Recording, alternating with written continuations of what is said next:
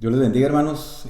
Es una bendición el poder vernos y comunicarnos a través de este medio, y nuestra oración es que usted se encuentre bien en compañía de sus seres queridos.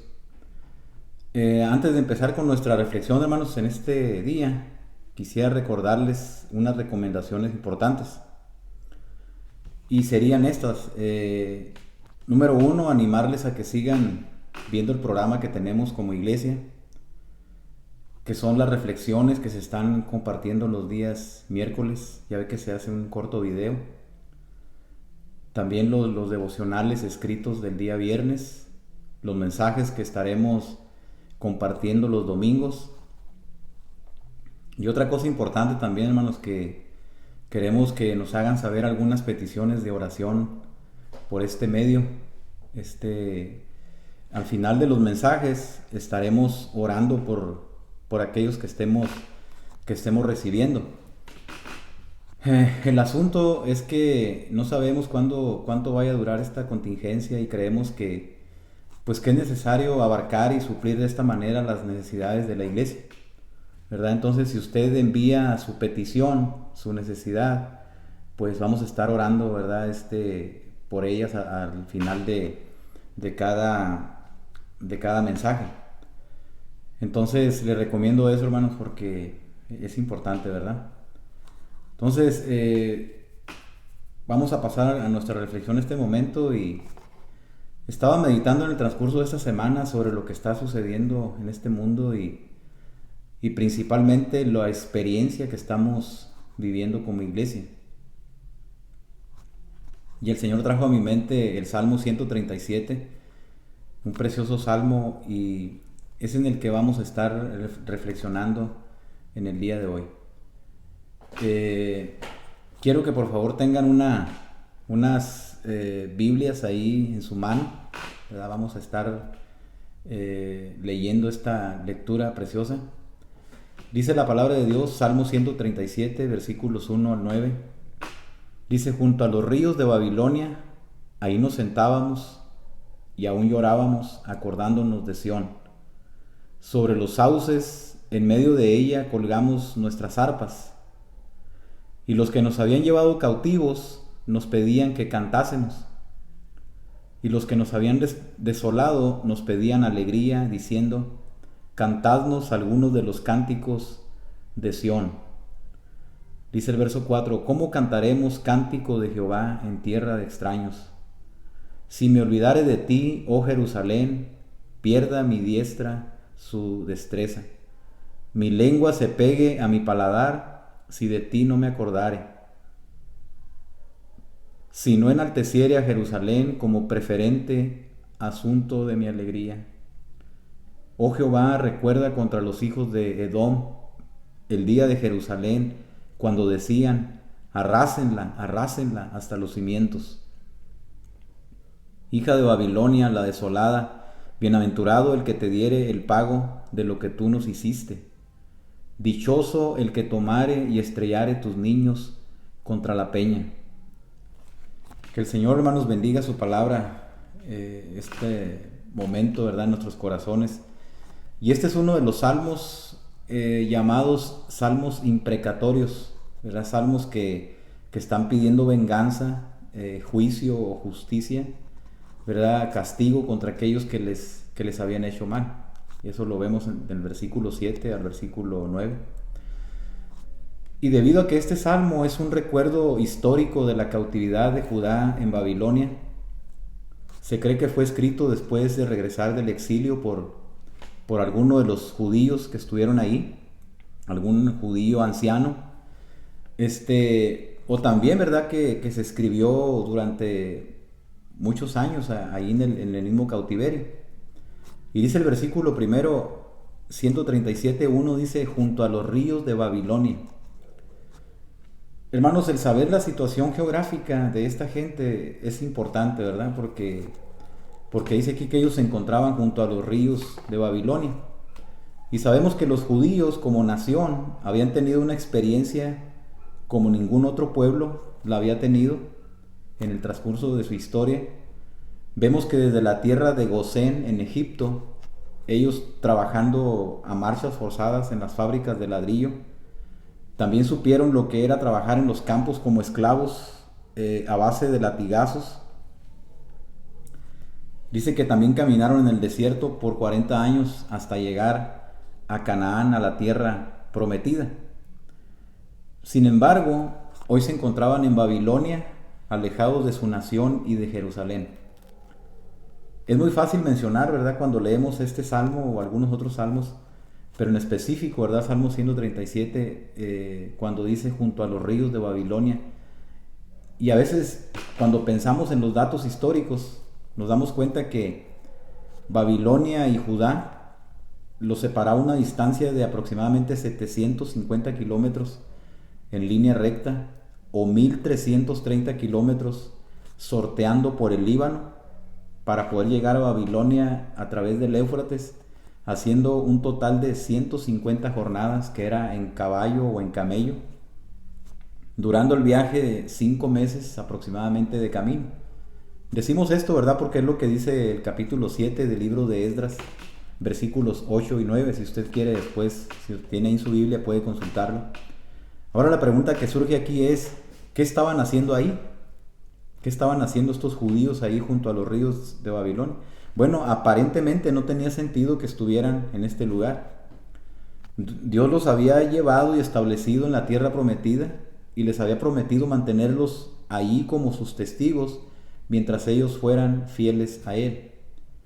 Ahora, ellos no se encontraban ahí por su propia voluntad. Su ciudad había sido destruida, un pueblo más poderoso que ellos los había invadido y los había llevado prisioneros, los había agrupado como animales y los hacían trabajar como esclavos. Y en aquellos años ellos sentían nostalgia y lloraban al recordar su tierra. Entonces, la razón por la cual se encontraban en este lugar es porque habían pecado contra Dios. Y fue el profeta Jeremías quien les advirtió que serían llevados al cautiverio. Vemos que Dios no usó una persona insensible para anunciar un mensaje tan severo, sino que eligió a una persona que tenía una gran sensibilidad, y este fue Jeremías. Recuerde que Jeremías siempre se recuerda, ¿verdad?, por ser un profeta sensible, un profeta que lloraba cuando se dolía al ver la condición de la nación. Y él escribe en su libro de Lamentaciones, precisamente el capítulo 1, versículo 8, dice: gravemente ha pecado Jerusalén, por la cual ha sido removida de su lugar. Este es el motivo por el cual se encontraban en Babilonia. Habían pecado gravemente contra su Dios y se habían alejado de Él. El verso primero dice, 137:1, dice: ahí nos sentábamos y aún llorábamos. Los grandes ríos de Babilonia, que eran el Tigris y el Éufrates, parecía que le decían a los exiliados: no estás en tu casa, no estás en tu hogar. Ellos sentían esto, ¿verdad? Y ellos lloraban acordándose de Sión. Y podemos preguntarnos, ¿qué era lo que ocasionaba ese dolor en ellos? ¿Cuál era el llanto, verdad? ¿Por qué brotaba esas lágrimas en ellos? Bueno, pues lloraban la muerte de sus seres queridos, ¿verdad? Si nosotros vamos a ver cómo era la nación de los babilonios, o cómo eran los babilonios, era un pueblo cruel, ¿verdad? Que dice que agarraban a las mujeres embarazadas y las traspasaban, ¿verdad?, con sus espadas. Incluso dice que las abrían y sacaban a los bebés, a los niños, los estrellaban contra las paredes. Y todo esto estaba plasmado ahí en sus mentes, ellos recordaban todo esto. También otra cosa, que ellos lloraban la destrucción de la ciudad y el templo, ¿verdad? La ciudad del gran rey, el lugar donde se adoraba a Dios, había sido profanado, había sido destruido. Lloraban también por la agonía de la marcha forzada de Judea a Babilonia. Decíamos que pues eran un total de 150 jornadas. Imagínense, encadenados con grilletes en sus tobillos, 5 meses, ¿verdad?, para poder llegar al lugar de su cautiverio. O sea, ellos lloraban al recordar todo este sufrimiento. Lloraban por la crueldad de sus captores. Babilonia, los caldeos, era algo sin precedentes, ¿verdad?, en cuanto a torturar a aquellos que ellos invadían. Bueno, otra cosa que vemos es que ellos también lloraban por la pérdida de un pasado tranquilo y bendecido. Mientras estaban ahí en Jerusalén y pues realizaban sus rituales, una vida normal, pacífica, pues todo estaba bien, pero ahora ellos ya no tenían nada de esto, ¿verdad? Y principalmente ellos lloraban por sus pecados que propiciaron el juicio de Dios. Dice el versículo 1, la parte final, dice, acordándonos de Sión. Su llanto no era por la crueldad de los babilonios, esas lágrimas ya se habían secado, ¿verdad?, con el paso del tiempo. Dice aquí que su llanto era por la ciudad amada, por Sión, la ciudad de David. Y podemos pensar, hermanos, qué tremendo abatimiento, ¿verdad?, del pueblo estando aquí en la cautividad. Qué cuadro de desesperación nos está mostrando este salmo, el desaliento que ellos podrían haber tenido. De tal manera que dice el versículo 2, dice el texto, sobre los sauces, en medio de ella, dice, colgamos nuestras arpas, ¿sí? Colgamos nuestras arpas. Estaba viendo que en la cultura griega el arpa se usaba como un instrumento, ¿no?, para amenizar o hacer alegres esos momentos de tristeza y depresión. Pero vemos también que el judío o los judíos la utilizaban para alabar a Dios. Pero dice que ellos aquí colgaron sus arpas, dice, colgamos nuestras arpas. Hermano, miramos que su tristeza y nostalgia era tal que ellos no tenían ánimos para cantar, ¿sí? Aunque no había ánimos para elevar ese cántico, pues vemos también que ellos no rompieron sus arpas en pedazos ni las echaron al río, ¿verdad?, sino que las guardaron para un mejor momento, ¿sí? Dice el versículo 3 del Salmo 137, dice, y los que nos habían llevado cautivos nos pedían que cantásemos, y los que nos habían desolado nos pedían alegría, diciendo, cantadnos algunos de los cánticos de Sión. Cantadnos algunos de los cánticos de Sión. Vemos que sus captores hacían escarnio de ellos. Querían que los entretuvieran, tal vez con algún cántico popular de los muchos que entonaban en Sión. Y decimos esto porque la gente de Babilonia, como los países alrededor, en aquella área, había oído del canto de Israel, ¿sí? Ellos eran conocidos en muchos países porque en Jerusalén había un templo dedicado al único y verdadero Dios. Se dice que cuando los visitantes extranjeros llegaban a Jerusalén, encontraban que la gente no adoraba una imagen, sino que servían al Dios vivo, acercándose a Él a través de la adoración, los sacrificios y la expiación de los pecados, y que le cantaban alabanzas. Nunca habían visto ni oído algo semejante, y las noticias se fueron esparciendo por todo el mundo de aquella época. Recordemos que la reina de Sabá vino desde los confines de la tierra porque pensó que los informes que había recibido sobre Jerusalén no eran ciertos. Pero dice en el libro de Reyes que ella quedó asombrada ante tal majestuosidad del templo, de las riquezas y la sabiduría del rey Salomón. Y dice, mencionó ella, verdad es lo que oí en mi tierra de tus cosas y de tu sabiduría. Sigue diciendo el texto, pero yo no lo creía hasta que he venido y mis ojos han visto que ni aún se me dijo la mitad. Es mayor tu sabiduría y bien que la fama que yo había oído. Entonces, durante las fiestas, el pueblo se reunía en Jerusalén y cantaban estos salmos, ¿verdad? Los salmos hablaban de la grandeza de Dios, hablaban de exaltar a Dios, y la gente sabía de todo esto. Vemos que David organizó un coro y una orquesta con 288 músicos para llevar al pueblo a la adoración a Dios. En sí, David, ¿verdad?, era un como dijera, era un experto, ¿verdad?, en alabar a Dios. Dice en uno de sus salmos, alabaré a Jehová en todo tiempo, ¿verdad? Su alabanza estará de continuo en mi boca. Y sabemos que David era un músico, era el dulce cantor de Israel. Eso lo ve usted en Primera de Crónicas, capítulo 25, versículo 7. 288 músicos para llevar al pueblo a la adoración a Dios. Y se dice que en algunas ocasiones llegaron a reunirse hasta 100,000 personas alrededor del templo para cantar alabanzas a Dios. Algo inimaginable, ¿verdad? Para nuestra mente, pero yo estaba pensando, si al Estadio Azteca, ¿verdad?, le caben 100,000 personas, imagínense, vitoreando, alabando, glorificando a Dios, 100,000 gargantas. Era algo tremendo, ¿verdad? El ver y escuchar aquellas ceremonias debe haber sido una experiencia muy impactante, algo único, algo especial, que yo creo que la gente, dijo un hermano, sentías, ¿verdad?, que estaba siendo introducido al cielo. Te era una probadita, ¿verdad?, de estar en la presencia de Dios. Pero en el momento de la escritura de este salmo, Salmo 137, vemos que el templo estaba quemado, la ciudad de Jerusalén estaba en ruinas y el pueblo trabajaba como esclavo en Babilonia. El pedirles que les cantaran era como hundir más el cuchillo, ¿no?, en sus corazones atribulados.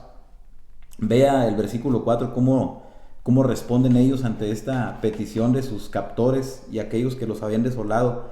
Dice: ¿cómo cantaremos cántico de Jehová en tierra de extraños?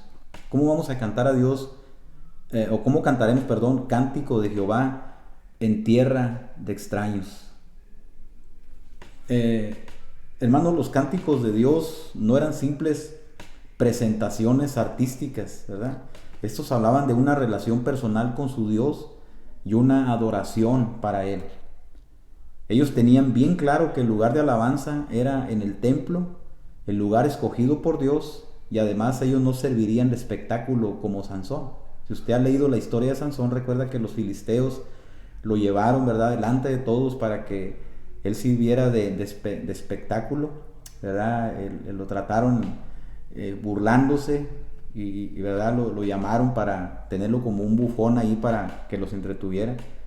Pero estos judíos, dicen, no servirían de espectáculo, ¿verdad?, para este pueblo, para esta gente que le estaba pidiendo. Dice el versículo 5: si me olvidare de ti, dice, oh Jerusalén, pierda mi diestra su destreza. Dice, mi lengua, dice el versículo 6, se pegue a mi paladar, si de ti no me acordare, si no enalteciere a Jerusalén como preferente asunto de mi alegría. ¿Sí? Si me olvidare de ti, oh Jerusalén. Hermanos, el cantor está jurando o jura que nunca se olvidará de la ciudad santa. Incluso estamos viendo que él pronuncia, ¿verdad?, una maldición sobre él mismo si llegara a hacerlo, ¿sí? Y cuando dice pierda mi diestra, ¿verdad?, su destreza, está hablando de perder la habilidad de tocar el arpa, ¿sí? Está hablando de cuando su lengua, dice, se pegue a su paladar, es perder la habilidad para cantar, porque ellos eran un pueblo, ¿verdad?, que alababan a Dios. Entonces los verdaderos judíos piadosos no podrían olvidarse de Jerusalén y todo lo que representaba para ellos, ¿verdad? Jerusalén representaba el pacto, representaba el templo y representaba la realeza de Dios. Y también les hablaba de expiación, de redención y de perdón. Ellos juraron nunca olvidarse de las promesas de Dios y a perseverar esperando el momento de la redención, ¿sí? Jeremías capítulo 29, versículo 11 dice, porque yo sé los pensamientos que tengo acerca de vosotros, dice Jehová, pensamientos de paz y no de mal, dice, para daros el bien que esperáis. Dios les había hecho llegar una promesa por Jeremías, profetizó, ¿verdad?, de que Dios los iba a regresar a su tierra en el momento preciso, pasando los 70 años de su cautiverio ahí en Babilonia. Y había este propósito de Dios. Dice, yo sé los pensamientos que tengo acerca de ustedes, dice Jehová, pensamientos de paz y no de mal, para daros el fin que esperáis. Y más adelante, ¿verdad?, el profeta Jeremías, capítulo 33, versículos 6 al 9, dice, sin embargo, esta es la nueva nueva versión internacional, perdón, dice, sin embargo, dice, les daré salud y los curaré, los sanaré y haré que disfruten de abundante paz y seguridad. Cambiaré la suerte de Judá y de Israel y los reconstruiré como al principio. Fíjese la promesa del Señor. Los reconstruiré, dice, como al principio. Los purificaré de todas las iniquidades que cometieron contra mí. Les perdonaré todos los pecados con que se rebelaron contra mí. Y dice, Jerusalén será para mí motivo de gozo y de alabanza y de gloria a la vista de todas las naciones de la tierra. Se enterarán de todo el bien que yo le hago y temerán y temblarán por todo el bienestar y toda la paz que yo le ofrezco. Imagínense la promesa del Señor, dice, yo los voy a reconstruir como al principio, ¿verdad? Los voy a traer, les voy a dar paz en abundancia y todas las naciones van a temer y van a temblar porque saben que yo estoy con ustedes. Bueno, ahora sí nosotros entendemos, hermanos, cuando los judíos están entonando esas alabanzas.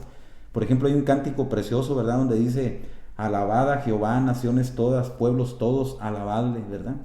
Porque ha engrandecido sobre nosotros su misericordia y su verdad, dice, por todas las generaciones. ¿Sí? Hermanos, Dios cumplió su promesa y ellos regresaron a Jerusalén bajo el reinado de Darío el persa, cumplidos los 70 años de su cautiverio, ¿verdad? Dios cumplió su promesa y ellos regresaron. Quiero ir concluyendo con esto, hermanos, acerca, al estar pensando en Israel y todo esto que ellos vivieron en este lugar y estar reflexionando un poco, ¿verdad?, sobre este precioso salmo. Tal vez haya muchos datos más todavía, ¿verdad?, detalles que el tiempo no nos basta, ¿verdad?, o no nos resta, perdón, no nos alcanza para estar mencionándolos, pero vemos que Israel fue llamado a ser un pueblo diferente. Israel fue llamado a ser un pueblo santo, a evitar las prácticas de las naciones. Ellos deberían de marcar la diferencia, ¿verdad?, en todo momento. Las naciones debían ver en ellos la santidad de su Dios. Su sistema religioso que ellos tenían debía enseñarles a su corazón que su Dios era un Dios vivo, santo, perfecto, glorioso. Pero vemos que ellos no escucharon su voz y ahora estaban en Babilonia, sufriendo las consecuencias de su desobediencia, de su infidelidad y el pecado. Teniendo una aplicación para nosotros, hermanos, como iglesia, pensando en nosotros como iglesia. Hermanos, la iglesia pertenece o es el pueblo de Dios, ¿sí? La iglesia somos sus santos, sus redimidos, sus escogidos. Él nos ha comprado, ¿verdad?, con la sangre de su Hijo Jesucristo. Y nosotros le debemos plena obediencia, y esa obediencia en práctica debe transformar nuestras vidas. Dice el apóstol Pedro en su primera carta, capítulo 1, versículo 15, ciñan, dice, los lomos de vuestro entendimiento. Dice, sean como esos hijos obedientes, no os conforméis a los deseos que antes teníais estando en vuestra ignorancia. También el Señor Jesucristo nos llama a ser sal y luz de este mundo. Dice en Mateo capítulo 5, versículos 13 al 15, dice, vosotros sois la sal de la tierra, pero si la sal se desvaneciere, ¿con qué será salada? No sirve para nada, sino para ser echada fuera y hollada por los hombres. Vosotros sois la luz del mundo. Una ciudad asentada sobre un monte no se puede esconder, ni se enciende, dice, una luz y se pone debajo de un almud, sino sobre el candelero, y alumbra a todos los que están en casa. Así alumbre vuestra luz delante de los hombres, para que vean vuestras buenas obras y glorifiquen a vuestro Padre que está en los cielos. Ve cómo el Señor Jesucristo nos llama a ser esa sal a la iglesia y esa luz en el mundo. La sal, ¿verdad?, que preserva, la luz que ilumina, ¿verdad?, este mundo de tinieblas. El apóstol Pablo en Filipenses dice que debemos ser como esos luminares, que debemos resplandecer como esos luminares en medio de una generación maligna y perversa. Y la sal nos habla, ¿verdad?, de que debemos ser influencia nosotros en el mundo y no que el mundo, ¿verdad?, esté influenciando en la iglesia. A eso nos llama el Señor Jesucristo. Y el apóstol Pablo dice también que debemos ser revestidos del nuevo hombre. Dice en Efesios capítulo 4, versículo 22-24, dice, despójense del viejo hombre que está viciado. Dice, renuévense en el espíritu de su mente. Vístanse del nuevo hombre creado según Dios en la justicia y santidad de la verdad. Eso es lo que el Señor nos pide, hermanos, despojarnos, ¿verdad?, de ese hombre viejo que está viciado, ¿verdad?, renovarnos en el espíritu de nuestra mente, vestirnos del nuevo hombre creado según Dios en la justicia y santidad de la verdad. También somos llamados el pueblo santo de Dios, el pueblo adquirido por Dios. Esto nos habla de que ya no nos pertenecemos a nosotros mismos. Un texto muy conocido, ¿verdad? Hasta lo cantamos. Dice el apóstol Pedro, 1 de Pedro 9, dice, mas vosotros sois linaje escogido, real sacerdocio, nación santa, pueblo adquirido por Dios, para que anunciéis las virtudes de aquel que os llamó de las tinieblas a su luz admirable. Vosotros que en otro tiempo no erais pueblo, pero que ahora sois pueblo de Dios, que en otro tiempo no habíais alcanzado misericordia, pero ahora habéis alcanzado misericordia. Y todo esto, hermanos, que hemos mencionado, esto es la iglesia del Señor, esto es el pueblo de Dios, ¿verdad? Aquellos que hemos conocido y que tenemos al Señor Jesucristo como nuestro Salvador personal. Hermanos, este es un buen tiempo para que como cristianos reflexionemos en nuestra vida. Aquella condición del remanente, ¿verdad?, que miramos allá en Babilonia, que anhelaba estar en el templo elevando sus cánticos a su Dios en Sión. Hermanos, cuando pensamos en esa historia, cuando vemos este salmo, cuando vemos la condición de este pueblo, hermanos, esto contiene una hermosa aplicación para nosotros, ¿verdad?, como iglesia. ¿Sí? Fíjese, hay muchas cosas, ¿verdad?, que podemos aprender de todo ello. Miren, no podemos estar juntos como iglesia, aunque el Señor nos dice que debemos, pero ahorita no podemos, ¿verdad? No podemos estar juntos como iglesia. Queremos, pero no podemos, no nos es posible, no es prudente, ¿verdad?, no es recomendable. Las autoridades nos han pedido que no lo hagamos. Debemos someternos por bien de nuestra familia, por bien de la iglesia. No podemos alabar al Señor juntos, ¿verdad?, como iglesia. Es algo que anhelamos también, que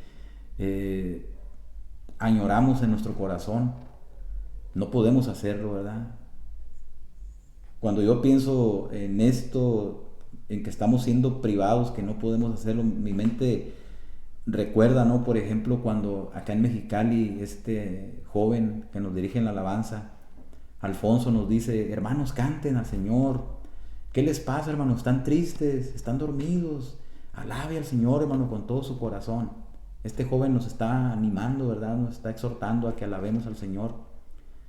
Y acá en 28, ¿verdad?, pues está Jonathan, Sergio también. Hermanos, vamos a alabar al Señor con todo nuestro corazón.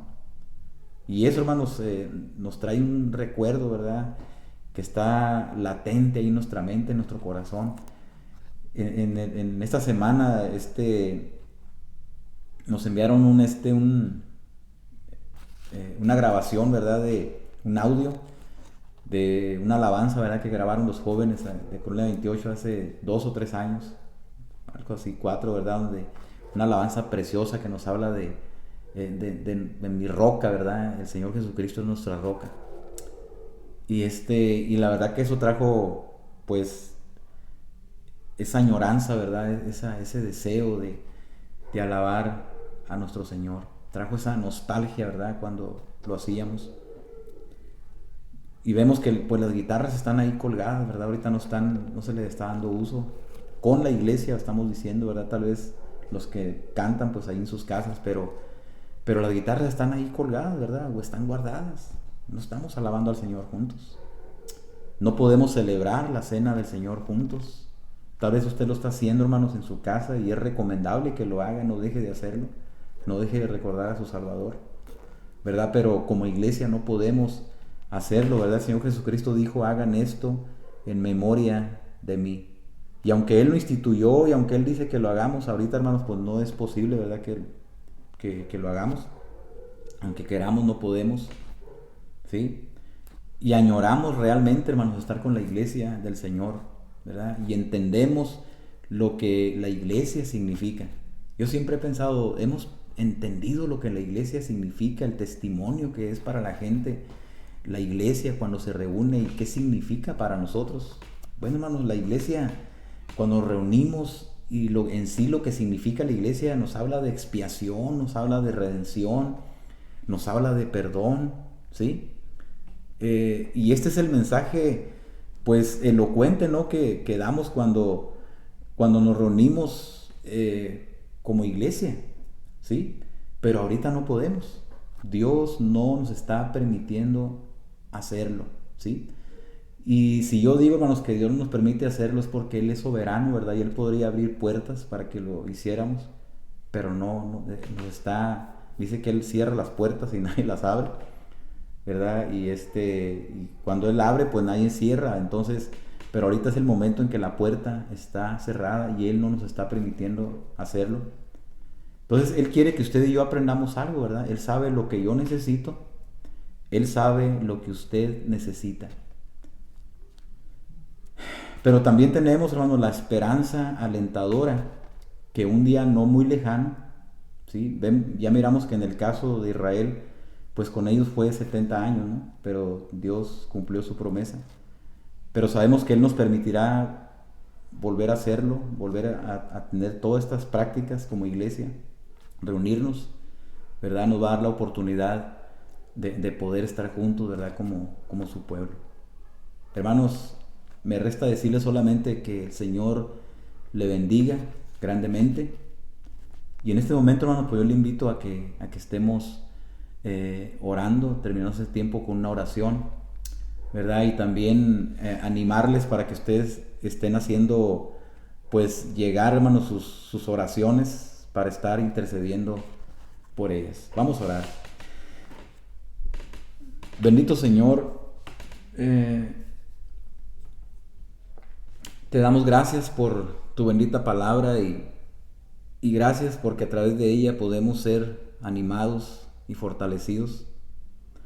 Nuestro ser siente nostalgia y tristeza como sentía el remanente en Babilonia. Extrañamos la comunión con tu iglesia, la comunión con tus santos. Extrañamos el alabarte como tú eres digno. Recordamos, Señor, estos momentos preciosos que tenemos cuando nos reunimos y te adoramos. Señor, queremos también recordarte como tú quieres que lo hagamos, pero no podemos. Señor, en este tiempo no nos está permitido hacer todas estas cosas, pero sabemos que un día tú nos darás la oportunidad de volver a hacerlo. También te damos gracias, Señor, porque a través de esto tú estás tratando con tu iglesia y enseñándonos. Señor, que seamos sensibles a tu voz, a tu reprensión, a tu exhortación, Señor. Bendice, pues, Señor, este tiempo que hemos reflexionado en este precioso Salmo, Señor, 137, y estos principios también que contienen para nuestra vida, Señor, como iglesia. Y también, Señor, en este momento queremos pedirte por estas necesidades, Señor, que nuestros hermanos han presentado. Te pedimos bendición, Señor, por la familia Guzmán Montenegro, principalmente por nuestro hermano Sergio, Señor, que trabaja allá en Estados Unidos y que anda muy expuesto, Señor, a todo esto que está pasando. Bendice a su familia, Señor, los ponemos ante el trono de tu gracia. Te pedimos también, Señor, por la familia Hernández Rosas, allá en Santa Rosalía, nuestro hermano Martín, su familia, Señor, la iglesia evangélica allá en Santa Rosalía, también te pedimos por ellos. Protección, Señor, para este lugar también. Te pedimos también sanidad, Señor, plena para nuestro hermano Guadalupe Sidas, que tú le restablezcas por completo, Señor, su sanidad, Señor, su salud. Te pedimos también por las familias de la iglesia, Señor, que tú nos guardes, nos protejas, nos ayudes. Señor, te pedimos por la economía también, Señor, de la iglesia. Sabemos que son tiempos difíciles, Señor, en que pues el trabajo, Señor, va a disminuir y pues hay que realizar gastos, hay que gastar en alimentos. Te pedimos, Señor, que tú seas proveyendo, Señor, como lo has hecho hasta este momento, en la necesidad, Señor, en la economía de tu iglesia. También pedimos protección, Señor, para nuestras familias, que nos guarde de todo mal, Señor, que nos guarde, Señor, de esta situación que está atravesando, Señor, por el mundo, Señor. Que seamos sabios, que seamos prudentes, Señor. También, Padre, te pedimos salvación, Señor, por nuestro México. México te necesita, Señor. Te pedimos, Señor, que seas tratando, Señor, con nuestros hermanos mexicanos en estos momentos difíciles, que haya un despertar en nuestro país a través de esta situación, Señor, que te puedan conocer a ti como el único y suficiente Salvador.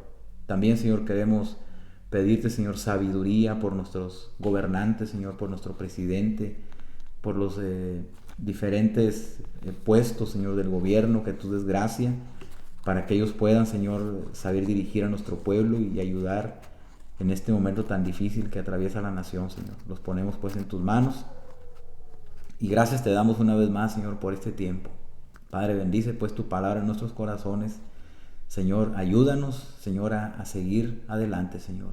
Bendice pues a tu iglesia en los diferentes lugares, Señor. Tu iglesia que tú has comprado con tu propia sangre, Señor. Padre, te lo pedimos todo y agradecemos en el nombre santo y glorioso de tu Hijo, nuestro Señor y Salvador, Jesucristo. Amén.